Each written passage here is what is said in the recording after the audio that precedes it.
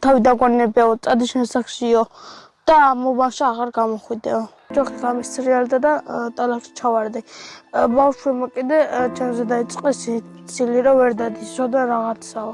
ახლა ვგრძნობ ხოლმე რომ არ ვჭირდები ბავშვებს და არ უნდათ ჩემთან მეგობრობა. ძალიან გარიყული ვარ მათგან. ბავშვებთან მithხოვე თამაში, მაგრამ ბავშვებმა ესე მითხრეს რომ თავი დაგვანები არ ვითამაშებთ შენთანო.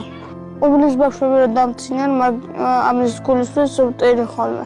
და დღეს ეს არაჩვეულებრივი ბიჭუნა, რომელმაც გამიმხილა და სხვათა შორის ჩერნოვეცკის ფონდი არის პირველი, რომელსაც ბავშვმა გაუმხილა თავისი გულის ტკივილი, რომ ის არის ბულინგის მსხვერპლი. მივმართავ ამ ბავშვების მშობლებს და თქვენ ზუსტად მიხვდებით, რომ თქვენ შვილებზეა საუბარი. დედობა არ არის მხოლოდ და მხოლოდ ის, რომ შვილს მიაწოდოთ საკვები, ტანსაცმელი, ატაროთ სხვადასხვა წრეზე.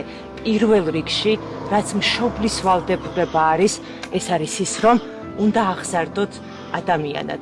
ჩემი დიდი ოცნება არის, რომ ფეხზე გავიარო და ოპერაციამ ჩამეტარდეს, მაგრამ დედას იმდენი შესაძლებლობა არ აქვს, რომ კვლევები გამიკეთოს. ყოველ ღამე ვულოცვლობ, რომ ღმერთს ვთხოვ, რომ ისა თურქეთში გამიშვან და კვლევები ჩამეტარონ და ოპერაცია კარგად გამიკეთონ.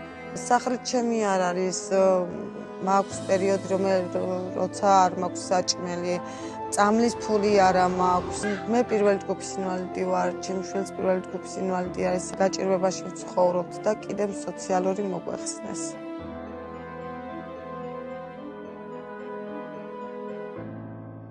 გადარიცხეთ ნებისმიერი თანხა ჩერნოვეცკის ფონდის ოფიციალური საიტის მეშვეობით.